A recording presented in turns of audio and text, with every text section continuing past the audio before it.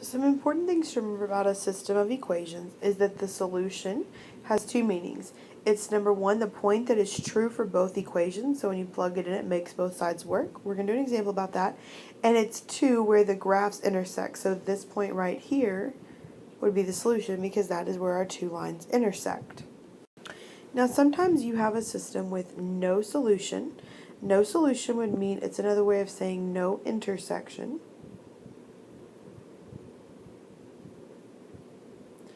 And if you look at this particular set of lines, they are parallel, so there's no solution. It also means that it's inconsistent because there's no solution to it. You could have one solution, which is where the two lines intersect once. And that is also known as an independent solution. Or you could have a system where there's infinitely many solutions, which is a dependent solution. The reason this is infinitely many is because there's an intersection point everywhere on this line. So there's one here and here and here and here because the purple and the green lines are constantly touching. So there's one at all those different points. So if you want to decide, here's the system of equations, x plus y equals 13 and 2x minus y equals 5. And the question asks you, is 6, 7 a solution? Well, if it is a solution, then that means when I plug it in for x and y, then it will work. So remember, my x value is 6, my y value is 7, so I'm going to replace x with 6 and y with 7. Now I need to find out if it really does give me 13. So look at the left side. Well, 6 plus 7 is 13, and 13 equals 13, so this one works. Then we're going to do the same thing with our other equation, which says 2x minus y equals 5. And we're going to replace x with 6 and y with 7. 2 times 6 is going to give me 12 minus 7. And 12 minus 7 is 5.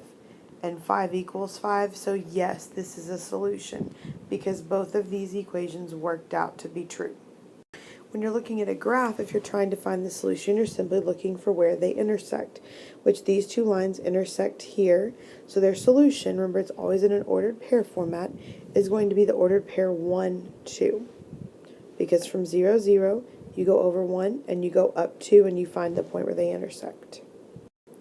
And lastly, if you have to graph the solution, the equations yourself, you always, first of all, graph your y-intercept. So first you're going to plot the b value, which is your y-intercept, which in this case is my 1 for this first equation. So I'm going to start off at 1.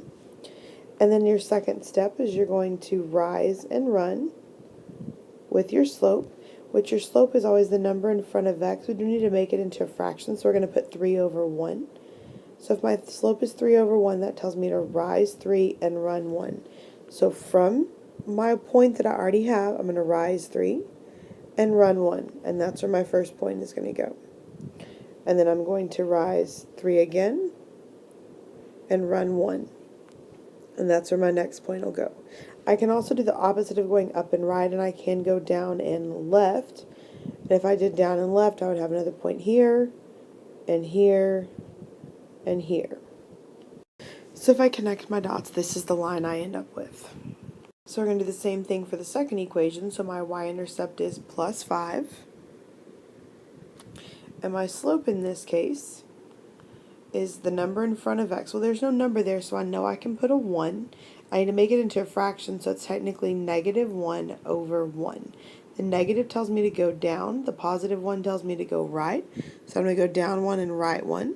From the point I already have, down 1 and right 1, and down 1 and right 1.